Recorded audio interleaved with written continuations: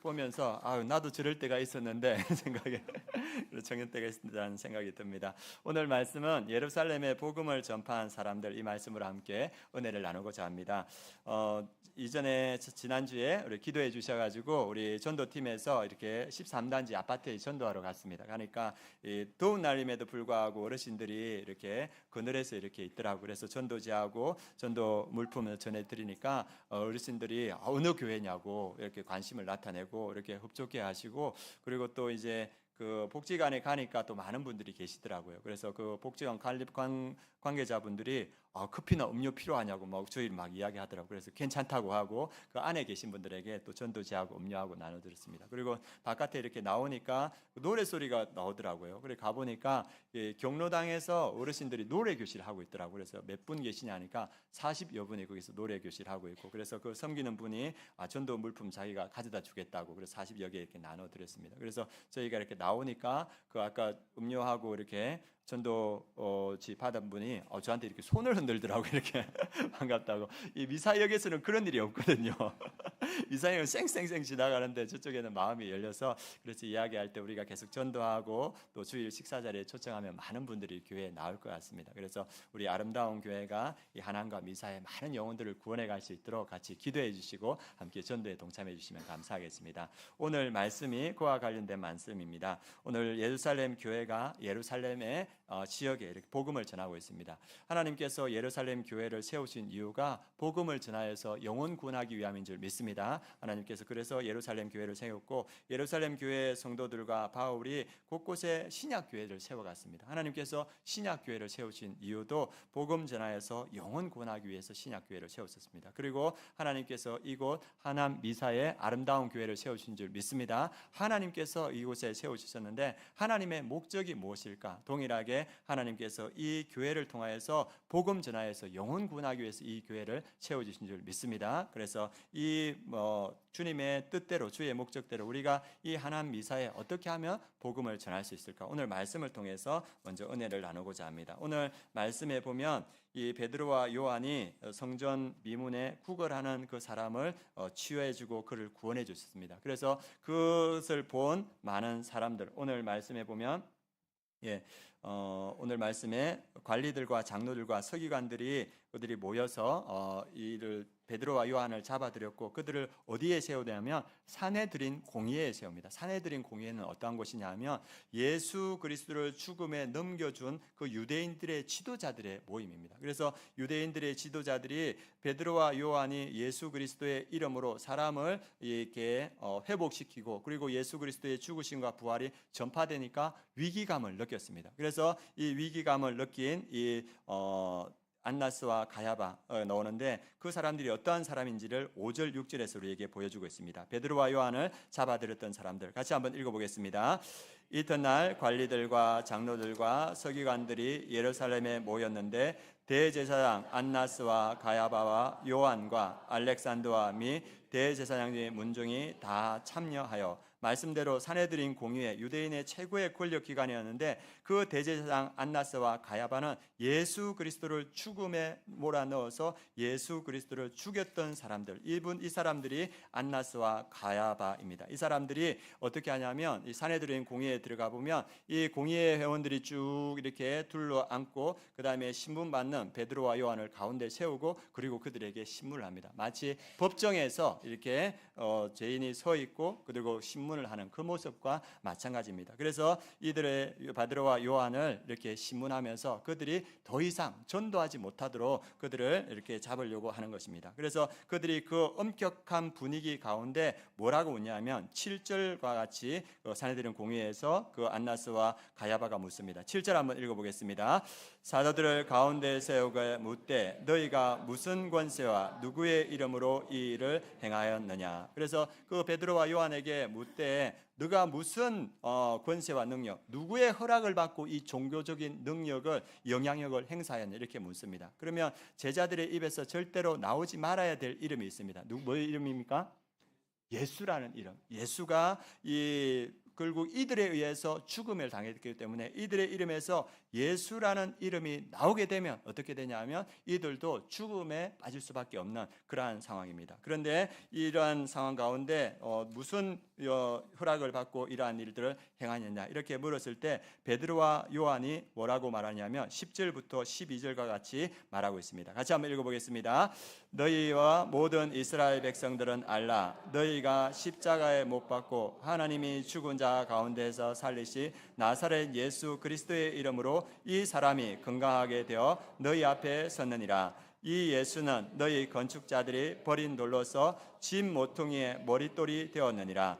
다른 이로서는 구원을 받을 수 없나니 천하 사람 중에 구원을 받을 만한 다른 이름을 우리에게 주신 일이 없음이라 하였더라. 베드로와 요한이 절대로 말하지 말아야 될 그 이름을 말합니다. 이 말의 핵심은 뭐냐면 예수 그리스도의 이름, 너희들이 죽였던 그 예수 그리스도의 이름으로 이 사람이 건강하게 됐다. 그 사내들인 공회가 듣기 싫어하는, 가장 싫어하는 말을 통하여서 베드로와 요한이 말하고, 그리고 12절에 보니까 다른 이로서는 구원을 받을 수 없나니 천하 사람 중에 구원을 받을 만한 다른 이름을 우리에게 주신 일이 없음이라 하였더라. 예수 그리스도의 이름, 하나님께서 주신 그 이름으로 구원을 받았다 이렇게 말합니다. 이 예루살렘의 사내들인 공회에 예수 그리스도를 죽였던 그 사람들이 있던 그곳에서 어떻게 복음이 전파되는가? 오늘은 우리를 구원할 유일한 이름은 예수 그리스도라는 확신을 가진 사람을 통하여서 이 복음이 전해진다는 겁니다.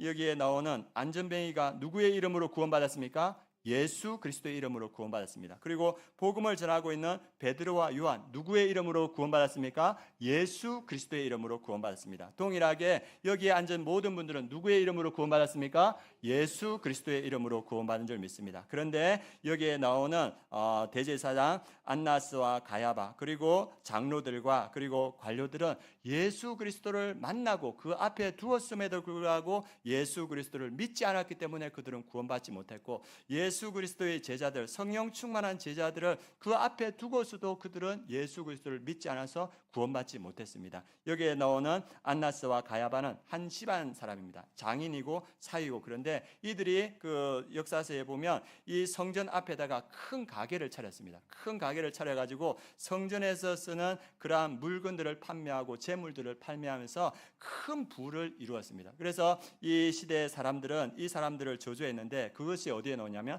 탈무드에 보면 안나스 이 가게에 대한 저주가 나옵니다. 이들은 예수 그리스도를 앞에 두었음에도 불구하고 예수 그리스도를 취하지 않고 종교적 권력을 취했고, 그리고 탐욕과 재산을 취해서 결국은 저주 안에 떨어진 것을 봅니다. 그래서 우리를 구원할 수 있는 이름이 뭐냐면 예수 그리스도인 줄 믿습니다. 예수 그리스도만이 우리를 구원할 수 있습니다. 우리가 삶을 살아가면서 우리의 물질이 넉넉한 것도 우리에게 도움이 되고, 우리 자녀들을 또 잘 공부시켜서 좋은 직장에 보내는 것도 도움이 되지만 결국 우리를 구원하는 것은 예수 그리스도입니다. 제가 예전에 있던 고교회에서 목자 신방을 갔는데 그 목자 신방을 하는 건데 그 목자가 뜬금없이 자기가 잘 아는 간호사님 이야기를 해주시더라고요. 그 간호사님이 어디서 근무하냐면 실버타운에서 이렇게 근무하거든요. 그 실버타운에 근무하는데 그 실버타운에 들어가려면 한 2억 원 정도 이렇게 내야 된다고 합니다. 그리고 생활비가 한 270만 원 한 달에 그 정도 이렇게 낸다고 하더라고요. 그래서 일반인들이 들어가기는 좀 쉽지 않죠. 그래서 그 돈을 하려면,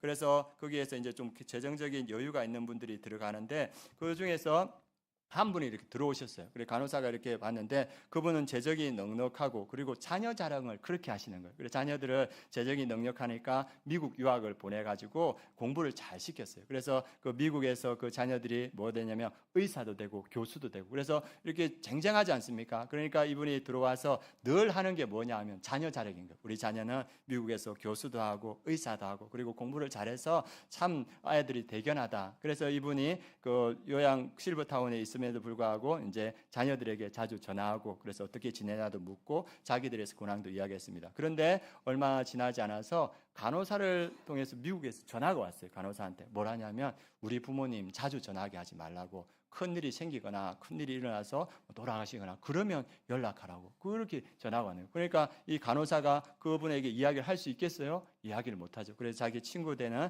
그 목자분에게 이야기를 했다는 얘기 들었습니다. 이 어르신은 어떻게 생각했습니까? 돈이 넉넉하면 인생에서 성공한 거라고 생각하고, 그리고 자녀들을 잘 공부시켜서 자녀들이 좋은 직장 가지면 인생을 성공한 거라고 생각했습니다. 그런데 재정이 우리를 구원해 주지 못합니다. 자녀들을 잘 공부시키고 좋은 직장에 가는 것 좋은 거죠. 그러나 그것이 우리를 구원해 시키지 못합니다. 오직 예수 그리스도의 이름만이 우리를 구원해 주는 줄 믿습니다. 그래서 예수 그리스도가 우리를 구원해 주시는데 그 이름이 우리를 구원해 주시는데, 성경에는 그러한 말씀들이 많이 나옵니다. 오늘 우리 이웅열 청년 이렇게 했는데, 이 청년을 붙들어준 것도 예수 그리스도의 이름인 줄 믿습니다. 아무것도 없었지만은 예수 그리스도의 이름을 붙들고 덴마크에 갔을 때, 그가 예수 그리스도 안에서 하나님을 깊이 만났을 때 그의 삶을 신앙으로 붙들어 주시고 그의 삶을 앞으로 인도해 주신 분도 예수 그리스도인 줄 믿습니다. 예수 그리스도가 우리의 삶을 붙들어 주고 구원해 주십니다. 그리고 저도 22살에 예수 그리스도를 믿었지 않습니까? 22살에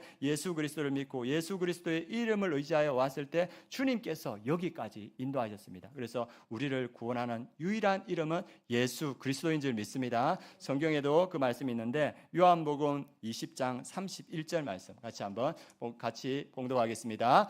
오직 이것을 기록함은 너희로 예수께서 하나님의 아들 그리스도이심을 믿게 하려 함이요 또 너희로 믿고 그 이름을 힘입어 생명을 얻게 하려 함이라. 하나님이 주신 그 이름을 힘입어서, 그 예수 그리스도의 이름을 힘입어서 우리에게 생명을 얻게 하려 함이라. 그 이름에 능력이 있다고 말합니다. 그리고 요한복음 14장 14절에도 또 말하고 있습니다. 같이 읽겠습니다.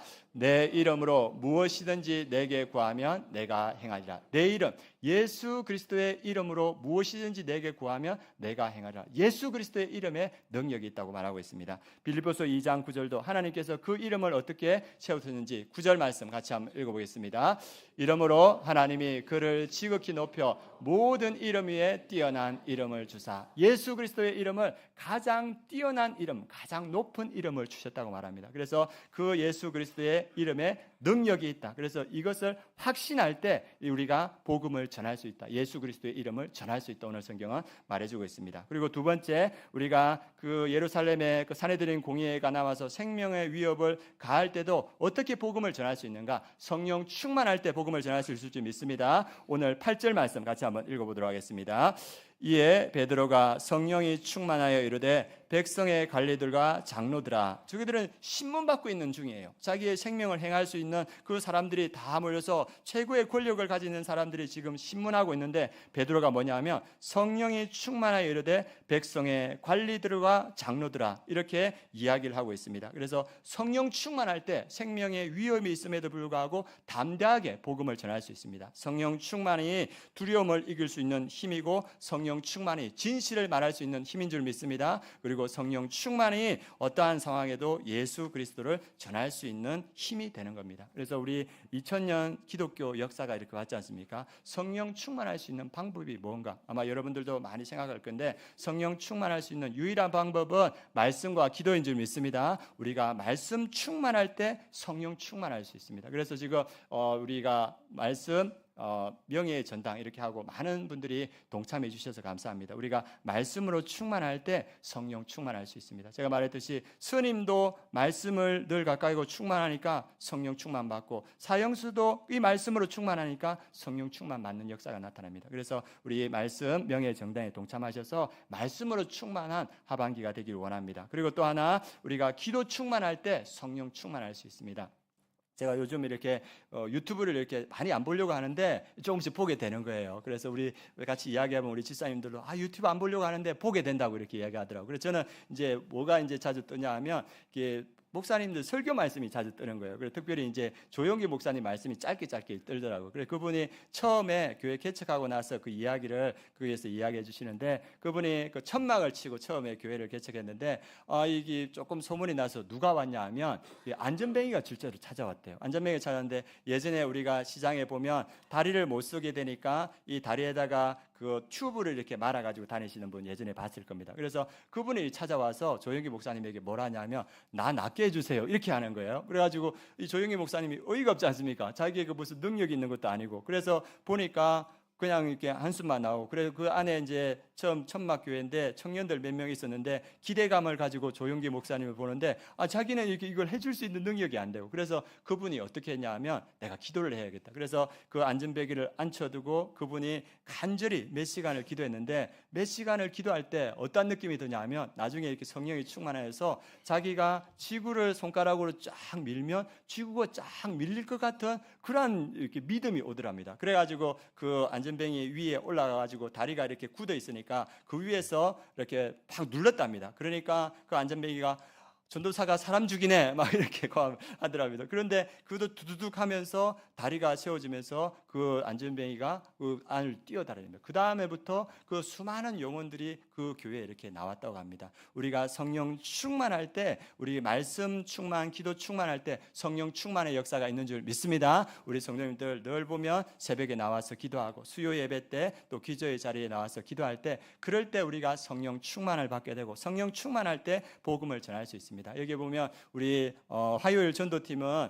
여기에서 이제 중보기도 1시간 하고 이렇게 나가시거든요. 그러니까 나가면서 이렇게 복음 전하는 것이 그렇게 어렵지 않은데, 사실 우리가 성령 충만하지 않으면 나가서 전도지 한 장 전하기 어렵습니다. 왜냐하면 그냥 들어가는데 이걸 주면 저 사람 반응이 어떠할까, 그런 걱정이 되는 거예요. 그런데 성령 충만할 때 우리가 복음을 담대하게 전할 수 있습니다. 여기에 있는 분들 성령 충만하여서 담대하게 복음을 전하시기 바랍니다. 그래서 그 능력이 우리 가운데 나타나기를 원합니다. 그리고 또 어떨 때 우리가 복음을 전할 수 있는가? 오늘 말씀은 위협 앞에서도 우리는 보고 들은 것을 말하지 아니할 수 없다고 담대히 말하는 사람을 통하여서 예루살렘에 복음이 전파됩니다. 그래서 이 산헤드린 공의회 그 대제사장과 그 문중들이 다 모여서 이제 베드로와 요한을 바깥에 보내고 뭘 결정하냐면 이 사람들을 어떻게 할 것인가. 저기들 내심으로는 이 베드로와 요한을 죽이고 싶었을 겁니다. 왜냐하면 자기의 권위에 도전하니까. 그런데 많은 사람들이 예수 그리스도를 믿고 이들을 따르니까 죽일 수는 없고, 그래서 이 안나스와 가야바와 그 문중들이 결정한 건 뭐냐면 이 사람들을 다시는 예수 그리스도를 전하지 못하게 하자. 그래서 그 결정을 하고 이들에게 말합니다. 그들 말하는데 무슨 말을 하냐면 18절 말씀 같이 한번 읽어보도록 하겠습니다. 18절 말씀 읽겠습니다. 그들을 불러 경고하여 도무지 예수의 이름으로 말하지도 말고 가르치지도 말라 하니, 그들을 차마 죽이지는 못하고 경고할 때 뭐냐면 너희가 다시는 18절에 보면 예수의 이름으로 말하지도 말고 가르치지도 말라, 전도하지 말라, 복음을 전하지 말라 이렇게 말합니다. 그런데 베드로가 그 산헤드린 공회에서 그 말을 듣고 어떤 말을 하냐면 19절 20절 말씀을 합니다. 같이 한번 읽어보도록 하겠습니다. 베드로와 요한이 대답하여 이르되 하나님 앞에서 너희의 말을 듣는 것이 하나님의 말씀을 듣는 것보다 옳은가 판단하라. 우리는 보고 들은 것을 말하지 아니할 수 없다 하니, 자기를 죽일 수 있는 사람들인데 그 앞에서 뭐라 하면 하나님 앞에서 사람의 말을 듣는 것이 옳은가 하나님의 말씀을 듣는 것이 옳은가, 우리는 듣고 본 것을 말하지 않을 수 없다. 우리는 복음을 전할 것이다. 이렇게 말합니다. 그래서 그들은 이후에도 계속적으로 복음을 전합니다. 어떤 사람이 복음을 전할 수 있습니까? 사람과 하나님 앞에서 하나님의 말씀을 따르며 우리가 보고 들은 것을 말하지 않을 수 없다. 이 말씀을 가지고 복음을 전하는 자를 통하여서 예루살렘에 복음이 전해집니다. 한 목사님에게 그 교회 청년이 이 복음을 편지를 받았습니다. 지금 좀 더운데 에어컨을 조금 낮춰주시면 감사하겠습니다. 저만 덥나요? 말이 너무 빨라서 더운 것 같아요. 그 한 청년이 그 교회 담임 목사님에게 편지를 썼는데 편지 내용이 뭐냐면 그 청년이 의대에 다니는 청년이에요. 그 의대에 다니는데 그 의대에서 클래스에서 이 정도 이렇게 모였을 텐데 클래스에서 무슨 내용이 있었냐면 동성애에 대해서 어떻게 생각하는가 그런 토론이 벌어졌습니다. 그런데 그 청년이 자기는 기독교이니까 동성애는 죄다 이렇게 이야기를 한 거예요. 그러니까 그 클래스에 있는 모든 동료들이 기독과는 편협하고 독단적인 종교다 이렇게 하면서 한 명 외에는 모든 동료들이 자기를 공격하더랍니다. 그래서 그것이 안타까워서 그 담임 목사님에게 그 상황을 편지를 했고 그 담임 목사님이 예배 가운데 이렇게 읽어주리는 것을 봤습니다. 이 시대는 기독교를 편협하고 독단적인 종교로 이렇게 치부합니다. 그래서 이 시대는 기독교를 받아들이지 않는 그리고 반대하는 그런 시대입니다. 그런데 우리가 어떻게 이 시대에 복음을 전할 수 있습니까? 우리가 하나님과 사람 앞에서 하나님의 말씀을 듣고 우리가 보고 듣는 것을 전하지 아니할 수 없도다. 이 결단하는 사람을 통하여서 복음이 전해질 줄 믿습니다. 이 지금 사내들은 공회가 너희가 전하면 우리가 가만두지 않겠어, 이렇게 위협하는 상황인데도 불구하고 우리가 보고 들은 것을 말하지 않을 수 없도다. 이 결단했을 때 이후에 이 복음이 예루살렘을 넘어서 온 유대와 사마리아까지 전해지는 모습을 봅니다. 저도 이제 아름다운 교회에 이제 4개월 정도 됐습니다. 4개월 정도 됐는데 처음에 와서 아름다운 교회에서 놀란 거 뭐냐 하면 새벽 기도에 성도님이 많이 나온다는 거예요. 우리 안성에서보다 있을 때보다 훨씬 많이 나오시더라고요. 그래서 아내한테 야, 이 서울 사람들은 더 많이 나오네 이렇게 예, 뭔 아쉬운 게 있어서 이렇게 많이 나올까 이랬는데 열심히 하시더라고요. 그리고 또 전도 팀에도 또 많은 분들이 나와서 같이 전도하고 그렇게 됐고, 또 우리 장로님들이 늘 새벽기도 자리를 지켜주시고 또 이 장로님들이 같이 전도하는 모습을 보고 참 감동을 받았습니다. 그리고 이번 주 금요일 날, 지난주 금요일이죠. 그래서 이 미사 호수 이렇게 운동하러 이렇게 나가는데 장로님이 한 분이 저 미사역에서 전도를 하고 있는 거예요. 그래가지고 제가 마음속으로 하나님 저기 가야 됩니까? 이런 마음이 그런 마음이 드는 거예요. 하나님, 제가 운동을 하러 가야 될 거예요, 전도하러 가야 될까요? 그러니까 이 마음이 이제 전도하러 가야 된다는 생각이 드는 거예요. 그래서 미사역 쪽에 가니까 장로님이 전도 이 백을 들고 하시더라고요. 그래서 제가 한 20개 정도 이렇게 받아서 이렇게 전도를 하니까 중학생이 한 명 봤더니만 저는 교회 다니는데 이거 들고 제가 전도하겠습니다, 이렇게 말하는 거예요. 예, 그리고 그래서 이제 주고 하겠다 그러니까 해라는 거죠, 그죠? 예, 그래서 그렇게 하고 이제 저는 20개 했으니까 이제 운동하러 가야 되죠. 그래서 가려고 하니까 저기 큰 가방이 보이는 거예요. 그래가지고 저건 뭐지 가보니까 100개 넘게 전도지하고 물품이 이렇게 있는 거예요. 그래가지고 주여 이렇게 하고 그래서 장로님하고 같이 이렇게 전도했습니다. 그렇게 전도하고 또 우리 보니까 오영일 전도사님 지금 가장 뜨겁지 않습니까? 그래서 종합복지관에도 전도해야 된다 하고 또 토요일 날은 가서 그 설문지 전도 지금 하고 계십니다. 그래서 어제는 나갔다가 막 벌겋게 익어서 들어왔더라고요. 그래서 전도하고 있고, 그래서 이 시대가 복음을 기뻐하지 않고 복음을 거부하는 시대고, 우리 미사역에서 가보면 한 3분의 1은 쌩쌩 지나갑니다. 특별히 어떤 사람이 지나가면 젊은 사람들이 잘 안 받더라고요. 그래서 지나가지만 그렇지만 우리가 이 복음을 거부하는 시대에도 우리가 보고 들은 것을 말하지 않을 수 없도다. 이 마음으로 복음을 전할 때 그곳에 하나님의 역사가 나타날 줄 믿습니다. 그래서 우리가 잘 아는 그 최영기 목사님도 예수님을 믿지 않았는데 노상에서 전도하는 사람들을 보고 어떤 마음을 들었냐면 쓸데없는 짓 하고 있네 하면서 지나가다가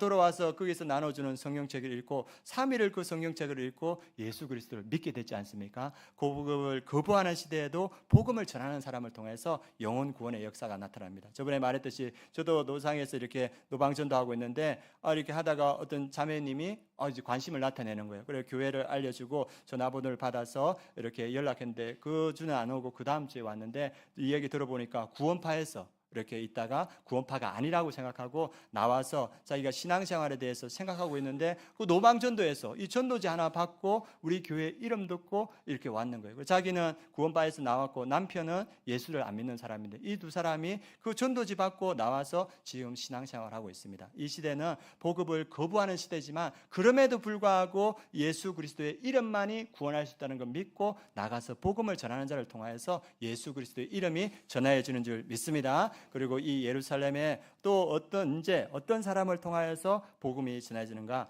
복음 전파를 위해서 간절히 기도하는 공동체를 통해서 이 예루살렘에 복음이 전해집니다. 베드로와 요한이 이제 그 사내들인 공의에서 대제사장들이 어찌할 수 없으니까 이렇게 내보내줍니다. 다시는 예수 그리스도의 이름을 전하지 말라고. 그래서 내보내주고 나서 그들이 동료들이 있는데 오는데 동료들이 누구냐 하면 그 마가의 다락방에서 기도했던 120명의 그 문도들, 그들이 있는데 와서 그 사내들인 공의에서 어떠한 일이 있었는가, 그들이 그 위협 가운데도 어떠한 말을 했을까 했을 때 이 그 동료들이 함께 하나님을 찬양하는 그러한 일들이 일어나고 그들이 모여서 함께 기도합니다. 여러분 생각해 보십시오. 사내들인 공의에서 생명의 위협을 받고 복음을 전하고 이제 살아서 돌아왔습니다. 그러면 그 남은 사람들이 이 일을 가지고 어떤 기도를 했을까? 어쩌면 우리를 지켜주옵소서, 그게 어쩌면 가장 큰 기도였을 텐데 이 사람들이 하는 기도는 그것을 넘었습니다. 우리 29절과 30절 말씀 같이 한번 읽어보도록 하겠습니다. 같이 봉독하겠습니다. 주여 이제도 그들의 위협함을 구워보시옵고 또 종들로 하여금 담대히 하나님의 말씀을 전하게 하여 주시오며 손을 내밀어 병을 낫게 하시었고 표적과 기사가 거룩한 종 예수의 이름으로 이루어지게 하옵소서 하더라. 이 120명의 성도들과 그리고 베드로와 요한이 와서 함께 기도하는 게 뭐냐 하면 그들의 위협함을 하나님께서 살펴주시고 또 종들로 하여금 담대히 하나님의 말씀을 전하게 하여 주옵소서. 이 위협이 있음에도 불구하고 우리는 담대하게 복음을 전하길 원합니다. 우리를 복음 전하게 하여 주옵소서. 그리고 30절에 보면 손을 내밀어 병을 낫게 하시었고 표적과 기사가 거룩한 종 예수의 이름으로 이루어지게 하옵소서 하더라. 우리가 복음을 전할 때, 예수의 이름을 전할 때 그곳에 병을 낫는 역사가 나타나게 해주십시오. 그리고 표적과 기사, 하나님의 기적이 나타나게 해주십시오. 이 표적과 기사는 예수님께서 중풍병자를 일으키시고 그리고 귀신들을 쫓아내실 때 예수 그리스도가 하나님의 아들이시요 메시아가 드러나지 않습니까? 이 예수 그리스도의 그 어떠한 분인가 드러나는 것이 표적과 기사인데 우리가 복음을 전할 때 그 일들이 나타나게 해달라는 겁니다. 그럴 때 이들이 이걸 가지고 기도할 때 어떤 역사가 나타나냐면 31절의 역사가 나타납니다. 같이 한번 읽어보겠습니다. 빌기를 다음에 모인 곳이 진동하더니 무리가 다 성령이 충만하여 담대히 하나님의 말씀을 전하니라. 기도하는 그 공동체, 복음 전하기 위해서 기도하고 하나님의 능력이 나타나서 복음을 좀 더 효율적으로 전하기 위하여서 기도하는 그 공동체를 통하여서 기도가 끝나니까 모인 곳이 진동하느니 무리가 다 성령에 충만하여 담대히 하나님의 말씀을 전하라. 그 예루살렘 지역에 담대히 이 120명이 복음을 전할 때 그 예루살렘 지역이 120명을 통하여서 복음이 편만하게 전해지는 것을 보여줍니다. 누구를 위해서? 기도하는 공동체를 통하여서 복음이 전해지는 줄 믿습니다. 우리도 기도할 때 어떤 기도를 하냐면 하나님 우리가 기도할 때 병이 낫게 하여 주시옵소서. 우리가 전도할 때 우리가 하나님 말씀을 전할 때 그곳에 표적과 기사가 나타나게 하여 주십시오. 우리가 기도할 때 그러한 역사가 나타날 줄 믿습니다. 우리가 잘 알다시피 조영기 목사님도 복음을 전할 때 그곳에 표적과 기사가 나타나니까 구름같이 사람들이 구원되는 역사가 나타났습니다. 예전에 윤석전 목사님 그 집회에 가서 윤석전 목사님 이야기를 들었는데 그분도 처음에는 개척을 하셨대요. 조그맣게 개척해서 성도가 없으니까 어떻게 합니까? 집집마다 아파트 다니면서 문 두드리고 복음을 전하고 했는데 어느 집에 갔는데 문을 두드리니까 처음에는 주저주 하다가 이렇게 윤석전 목사님을 맞아들이려 합니다. 그래서 이렇게 이야기를 하면 보니까 그 집안에 누가 있냐면 중풍 걸린 분이 있는 거예요. 그래서 사람을 맞이하기 힘들었는데 그 윤석전 목사님이 이렇게 대화를 하면서 내가 한번 기도해도 되겠습니까? 하면서 그 중풍 걸린 분에게 이 기도를 하고 그 다음 주에 찾아갔는데 손을 못 움직이신 분이 손이 움직이는 거예요. 그러면서 그분이 차츰차츰 나아지면서 이 소문들이 나면서 또 주변에 있는 많은 사람들이 교회에 오는 역사가 나타나는 겁니다. 우리가 복음을 전할 때 표적과 기사가 나타나면 그걸 통해서 영혼이 구원되는 역사가 있을 줄 믿습니다. 그래서 우리가 이 믿음으로 하나님 우리가 복음을 전할 때 그곳에 병이 낫는 역사가 나타나게 하시고 우리가 복음을 전할 때 그곳에 표적과 기사가 나타나게 하여 주옵소서. 2000년 전에 나타났던 그 역사가 오늘날도 동일하게 나타나는 줄 믿습니다. 그래서 우리가 이 기도로 함께 나아가며 복음을 전할 때 그곳에 예루살렘이 복음으로 변화되듯이 이 하남과 미사가 복음으로 변화될 줄 믿습니다. 그래서 이 믿음으로 우리가 함께 복음을 전하는 우리 성도님들 되었으면 좋겠습니다. 그리고 오늘 우리가 함께 기도할 때 아까 조금 전에도 제가 말씀드렸듯이 예수 그리스도의 이름에 능력이 있습니다. 믿으십니까? 예수 그리스도의 이름에 능력이 있고 예수님께서 우리에게 무엇을 약속하셨냐면 내 이름으로 무엇이든지 내게 구하면 내가 행하리라. 그 예수 그리스도의 이름의 능력을 우리에게 주셨고 그 이름을 의지하여 기도할 때 하나님께서 무엇이든지 행한다 하셨습니다. 이 시간 우리가 함께 기도할 건데 하나님 우리가 예수